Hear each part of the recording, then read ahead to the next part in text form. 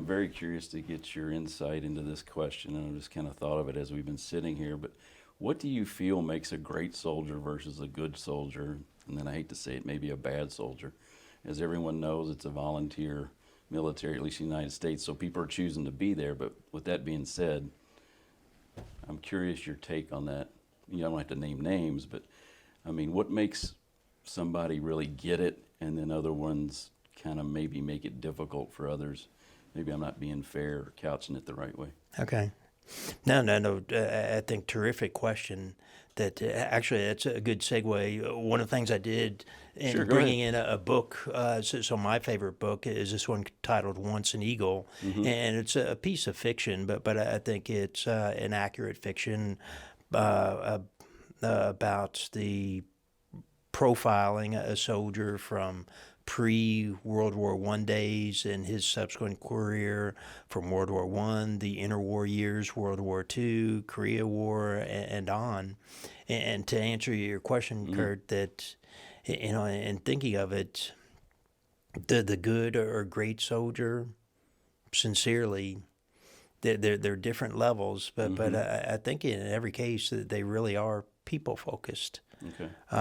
You know, you take care of your folks, and that's really kind of a tough balance at times, because some of the situations, especially in the military, and especially as a combat arms soldier or equivalent in any of the other services, there's some things that you still very much have to do, and you know the phrase sounds kind of trite, but you are putting people in harm's way, and so how do you take care of your folks and yet be able to put them in harm's way? And that's a balance. There's no one answer that's appropriate for anybody, but you take care of the mission, and simultaneously you look out for all of your soldiers, or in cases where the civilians are part of the organization as well.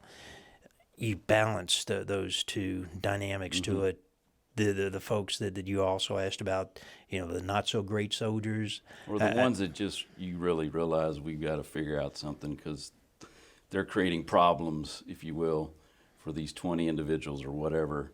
And maybe this is not the calling that they thought it was. And I'm sure with the myriad of people you've dealt with over the years, unfortunately, you may have had that experience. It's a leadership question is why I ask it, and I'm curious. You mentioned that, and so like one situation that does readily come to mind, and you know, is a couple of decades or so ago, and basically I was confronted with the situation where I had to fire a lieutenant from his job. Wow. And you know, I think the majority of people, and not 100%, but the majority are genuinely uncomfortable with having to deliver some bad news to somebody. Life-altering. Yes, sir. Yeah. But in this particular case, I was not comfortable with that at all. Did that lieutenant's actions warrant his being terminated? Absolutely. Okay. But still, just to follow through on it.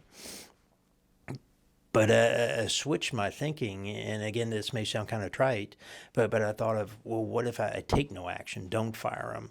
You know, there are other folks around the lieutenant or around the circumstances of the lieutenant's job performance who saw what he was or wasn't doing. And so if I take no action, well, then what message does that send to these other folks? And likewise, my thinking was, I take no action. Does that cause them to think, well, shoot, how credible of an organization am I a part of? And do I even want to continue to be a part of it? Sure. So you know, again, it sounds kind of simplistic, but switching the perspective on it, it actually became very easy to fire that guy. Sure. Because I realized, and you sort of alluded to it, that there would be a certain element of toxicity there if I did not address it in any way.